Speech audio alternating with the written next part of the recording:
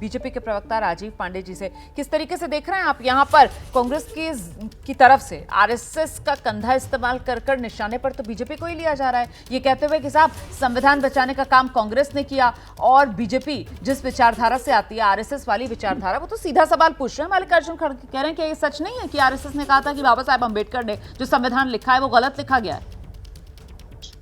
देखिए रोमाना जी, मल्लिकार्जुन खड़गे जी अपने माता पिता के जलाने वालों का नाम नहीं ले सकते हैं और वो बात कर रहे हैं कि आरएसएस ने कहा कि संविधान जला दो। उनके माता पिता को जिंदा जला दिया रजाकारों ने, वो रजाकारों के साथ है। उन्होंने तो अपने परिवार के लिए कुछ नहीं किया। उनके लिए जो कांग्रेस में जो भी वो काम करते हैं, जिस तरीके से उनके बारे में आता है कि करोड़ों अरबों की संपत्ति है, रजाकारों ने उनकी माता पिता की हत्या की, जलाया। खैर छोड़िए, ये विषयांतर हो जाएगा। मैं एक बात आपको बता देना चाहता हूँ, राष्ट्रीय स्वयंसेवक संघ ने कहा कि वो भारत के संविधान में, भारत के में सब में उनकी आस्था है।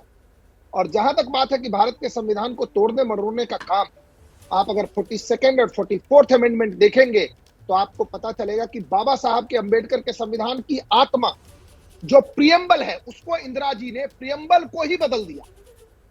अब आप सोचिए, प्रियम्बल कभी भी बदलाव के लिए प्रियम्बल नहीं हो सकता था इस्तेमाल। आर्टिकल 368 में जो संविधान में संशोधन होता है, उसमें उन्होंने प्रियम्बल ही बदल दिया क्योंकि उनको पसंद नहीं है बाबा साहब का। दूसरी बात, बाबा साहब अम्बेडकर को जब उन्होंने 50 के बाद 2 बार चुनाव लड़े, दोनों बार कांग्रेसियों ने हराया। खड़गे जी से ये सवाल जाके आप पूछिए कि भंडारा का चुनाव किसने हराया? क्या दंतोपंत ठेंगड़ी जी, जो राष्ट्रीय स्वयंसेवक संघ के बड़े पदाधिकारी थे, क्या उनके इलेक्शन एजेंट थे या नहीं थे बाबा साहब के? क्या बाबा साहब जो भारत में संविधान बनाए, रोमाना जी बस 10 सेकंड लूंगा, क्या उन्होंने जो वीर सावरकर की जो थ्योरी थी कि जिसकी पुण्यभूमि और पितृभूमि भारत है, उसके लिए एक अलग कानून हिंदू मैरिज एक्ट बनाया कि नहीं, जिसमें बाबा साहब अम्बेडकर ने सारे इंडियंस को, जो जिनकी मातृभूमि और पितृभूमि और पुण्यभूमि है, उनके लिए एक कानून बनाया। तो हम लोग तो बाबा साहब हमारे लिए पूजनीय हैं। बाबा साहब के संविधान की वजह से भारत बचा हुआ है। मैं भारतीय जनता पार्टी का प्रवक्ता होने के नाते आपके चैनल पे कह रहा हूं कि बाबा साहब अम्बेडकर को हम प्रणाम करते हैं और उनके संविधान की वजह से हिंदू धर्म बचा। तो वरुण पुरोहित जी जो आरोप कांग्रेस पार्टी पर 2024 लोकसभा चुनाव में लगे कि उसने भ्रम फैलाने का काम किया, संविधान खतरे में कहकर, क्या वही अब 24 महाराष्ट्र विधानसभा चुनाव में भी कांग्रेस कर रही है? जिस तरीके से कांग्रेस की तरफ से आरएसएस, संविधान विरोधी, बाबा साहेब विरोधी, इस तरीके की बातें कही जा रही हैं कांग्रेस के नेताओं की तरफ से। वरुण पुरोहित जी। रोमाना जी, 24 के चुनाव में भ्रम नहीं फैलाया कांग्रेस ने। ये तो पूरा देश जानता है किस प्रकार से 10 साल में इन्होंने संविधान, जितने भी मूल्य थे, संवैधानिक मूल्य, उनको तोड़ मरोड़ने का पूरा प्रयास किया। वो तो भारत की जनता थी, वो बचा लेती, प्रकृति बचाती है देश की। तो दोस्त इनकी सीटें इसलिए कम रह गई। आप मुझे बताइए कि मर्डर केस में कभी सम्मन दिया जाता है क्या? आप बताइए, कभी सुप्रीम कोर्ट एफआईआर दर्ज करता है कि बेटियां दिल्ली में बैठी थी? तो जब आपको इतना संघर्ष करना पड़े, एफआईआर दर्ज कराने के लिए सुप्रीम कोर्ट तक जाना पड़े, एक किसी मर्डर के आरोपी को आपको पुलिस जाके सम्मन दे रही है, तो डेफिनेटली संवैधानिक मूल्यों का हनन हो गया इस चीज।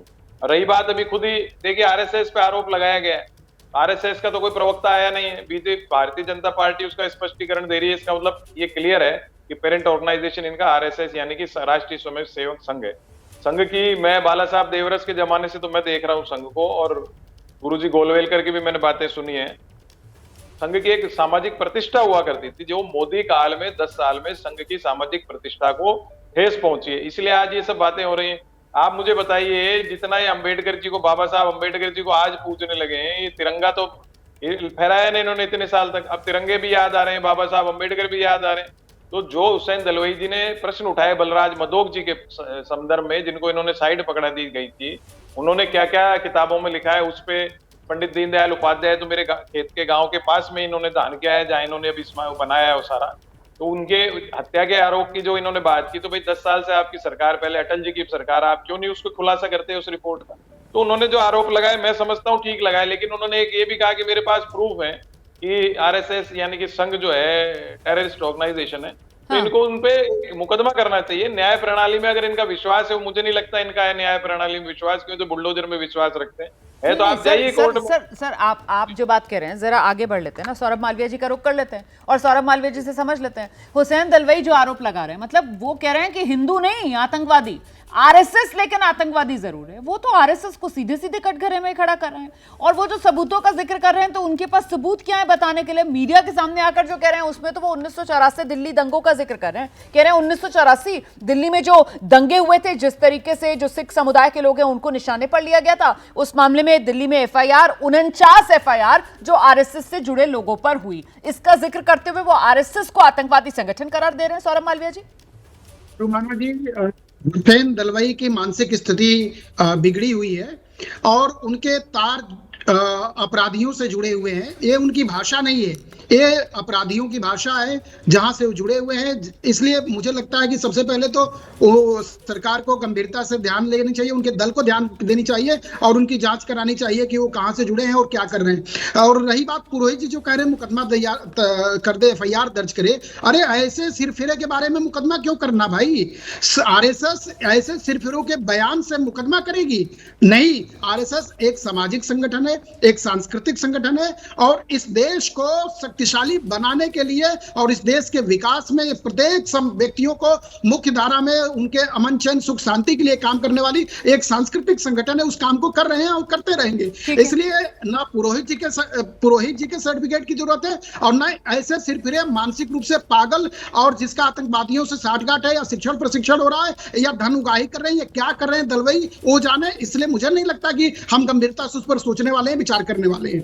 ठीक है, तो हुसैन दलवाई को लेकर शिवसेना शिंदे गुट की तरफ से भी यही कहा गया कि साहब वो मानसिक संतुलन खो चुके हैं अपना। यहाँ पर प्रोफेसर सौरभ मालवीय भी यही कह रहे हैं कि ये मानसिक संतुलन एक तरीके से खो चुके हैं, इस वजह से इस तरीके की बातें कर रहे हैं।